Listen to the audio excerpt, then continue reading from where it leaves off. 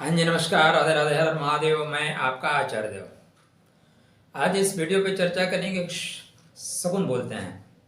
हमारे यहाँ शकुन का बहुत महत्व है। पहले ज्योतिष सबको नहीं पता था, आज भी ज्योतिष सबको पता नहीं है, लेकिन शकुन के माध्यम से पता चल जाता है कि आने वाला समय कैसा रहेगा। आज हमारे बीच में पल रहे एक जीव जिसको बोलते हैं श्वान, कुत्ता, वो क्या हमें शगुन देता है, क्या कहना चाहता है, और उसका जो रुदन होता है वो हमें क्यों भयाक्रांत करता है, इस पे चर्चा करेंगे। तो कुत्ते का रोना क्या संदेश देता है, क्या अलार्म है। देखिए, जो कुत्ता है, धर्मराज युधिष्ठिर इसको अपने साथ लेके स्वर्गारोहण किए थे, स्वर्ग तक गए थे। ये यम का वाहन है, ये भैरव का, काल भैरव का वाहन है, काल भैरव का वाहन है, यम का वाहन है।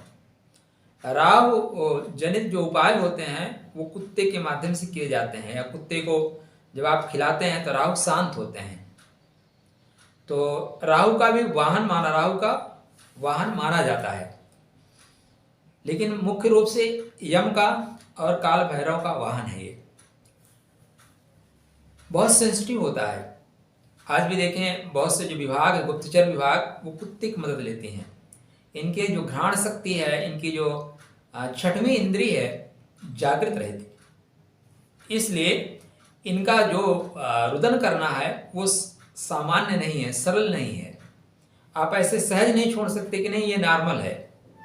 ये कुछ संकेत हैं। हमारे यहाँ जो श्रुति है, परंपरा है, वो कहती है कि जब श्वान रुदन करे तब अनिष्ट की संभावना है।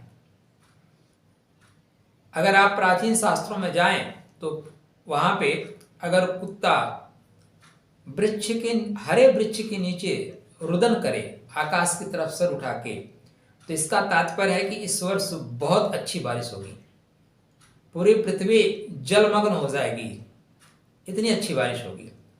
वहीं पे श्वान अगर आकाश की ओर देख के रुदन करे तो इसका मतलब है बारिश इस वर्ष अच्छी नहीं होगी। तो ये अगर रात्रि में रोना शुरू कर दे तो एक भय का वातावरण क्रिएट हो जाता है। इसकी आवाज़ जो होती है भयाक्रांत करती है, और हमारे यहाँ शास्त्रों में माना गया है कि इसका रुदन करना अच्छा नहीं होता। क्यों नहीं होता, क्या कारण है? देखिए, जो श्वान होता है उसकी छठवीं इंद्री बहुत जागृत होती है। ये राहु का प्रभाव लेके चलता है। राहु क्या है? राहु आकाश है। राहु के पास यहाँ के ऊपर सारी इंद्रियां सक्रिय हैं, तो राहु देख सकता है। राहु आकाश से संबंध स्थापित कर सकता है, सामंजस्य बना सकता है। तो राहु का प्रतीक होने से आकाश की ओर ही देख के रोता है। तो मतलब आकाश में जो उसको सिस्टम्स दिखाई दे रहे हैं उसकी अनुभूति पहले हो जाती है। हमारे आसपास जो भी वातावरण में कुछ नया परिवर्तन होना होता है वो हमारे पंछियों को पता चल जाता है। जैसे भूकंप आना हो तो सर्पों को और पंछियों को बहुत पहले पता चल जाता है, कुत्ते भी सावधान हो जाते हैं। तो उसी तरह आकाश में जो हलचल होती है उसको ये बहुत जल्दी भांप लेते हैं। आपके आसपास जो हलचल हो रही है उसको ये भांप लेते हैं। और मान्यता ये भी है कि रात्रि में 10 बजे से लेके या 12 बजे से लेके 2 बजे के बीच में जो आत्माओं का संचरण होता है उनको ये अपने आंखों से देख पाते हैं, इसलिए उनको देख के रुदन करते हैं।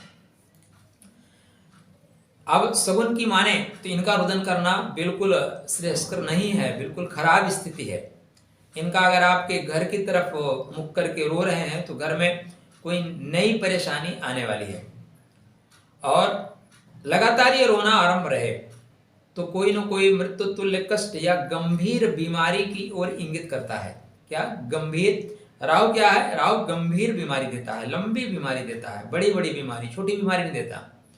तो लंबी बीमारी का प्रतीक है इसका रुदन करना। अगर ये श्वान आपके घर पे रोते हुए पंजे मारना आरंभ कर दे तो इसका मतलब निकट भविष्य में ही आपके घर में चोरी होगी। अब यह श्वान आपके चौराहे पे रोना शुरू कर दे, जहां आप रहते हैं वहां चौराहे पे, तो साक्षात कहा जाता है कि यम का उसको दर्शन हो रहा है। किसका दर्शन हो रहा है? यम का। यम चौराहे पे आने वाले हैं, यम उस गांव में आने वाले हैं, अर्थात ग्राम में कोई न कोई दुर्घटना होने वाली है। अब जिस तरफ मुख करके ये रुदन कर रहा है, संभावना यही बनती है कि उसी दिशा से इस तरह की सूचना आपको मिलेगी, कोई गंभीर बीमारी, कोई दुर्घटना की बात होगी। इसके साथ साथ राहु जो है वो इसको सिग्नल देता है कुत्ते को कि तुम भाई जिसके घर में रह रहे हो, खा रहे हो, उसको सूचित कर दो। ये अलार्म है, इससे डरना नहीं है। हम मैक्सिमम लोग क्या करते हैं, अगर कुत्ता भौंकता है तो उसको पत्थर लेके मारते हैं, भगाते हैं। नहीं, वो अलार्म बज रहा है।